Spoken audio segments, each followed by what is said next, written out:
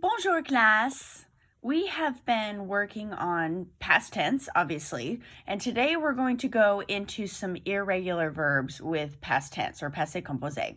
If you will please tourner à la page 335. Okay, what I want to do is show you this little chart here that shows you some of the irregular verb past participles that we're going to be working on. Okay, now before we get into this, just a refresher here. I'm gonna drill this into you guys, so you're gonna have it, okay?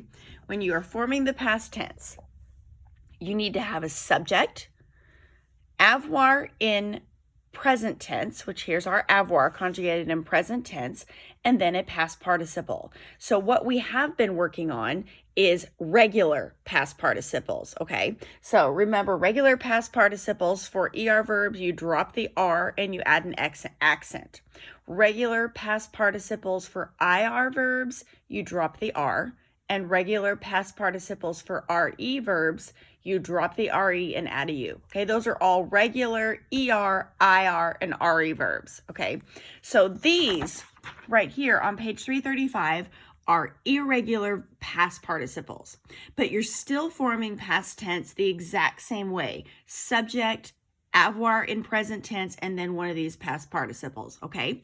So looking at these right here, the past participle for être is été. Yes, that's the same word as summer. You're going to obviously know the difference by context, okay? But I do want you to notice here that the past participle of être can mean both was or has been, okay? I mean, it's not a super huge deal. You can just think was, but really the biggest difference here, and this will make more sense when we get into another tense next year, is that past tense is something that it has a definite beginning and end, okay? So if you look at this second sentence, elle a été à l'hôpital, she was in the hospital. So we are insinuating that she is not in the hospital anymore. Okay, if she's in the hospital, that would be present tense, but she was in the hospital. So we have our subject plus avoir, which is that a. Été is our past participle. So elle a été à l'hôpital. She was or has been in the hospital. Okay, the other example here is nous avons été à Paris.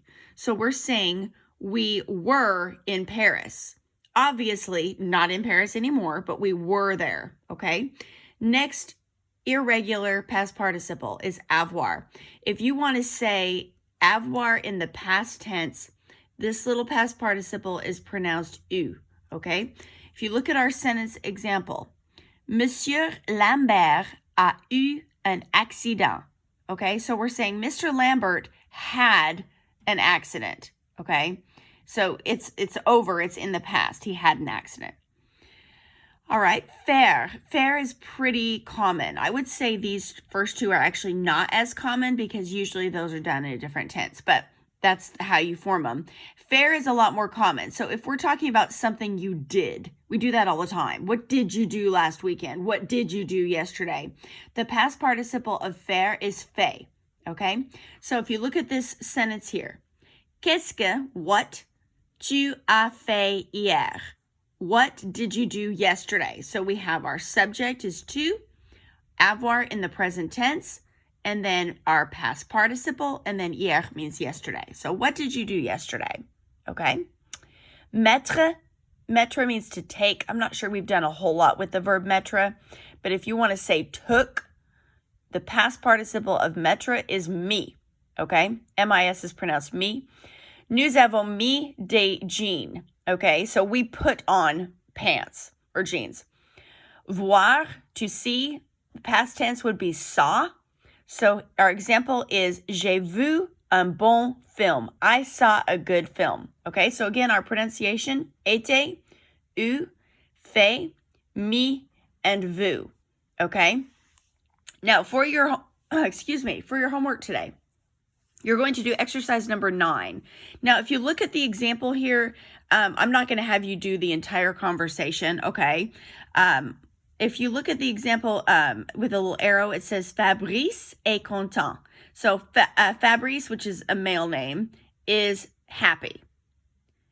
And then the next reason why he's happy is because he had an A on his test. Okay, so the way we would do this first one is I'm going to have you write Fabrice est content, period. And then you would write il a eu un A à l'examen. Okay, so you're just figuring out how to do the second sentence in past tense. Okay, we'll do the first one together. So number 1, mes copains sont furieux. So my friends are furious. And we're going to use avoir like the first one here, because we're going to say they had an F on the test. Okay? I'm not going to write the first part because you're just writing it exactly the same. Mes copains sont furieux, period. And then the second part is going to be they had an F. So il, there's our subject, avoir, and then our past participle of avoir is eu. So if you're looking at this, we really have avoir twice in a row. We're saying our avoir in present tense to form the past tense, and then our past participle is eu. So ils ont eu un F à l'examen. All right, so that's number 1. Number 2, Pauline est très contente. Pauline is very happy. The reason why she's happy is because she saw her friend. Okay, so if we want to say she saw her friend.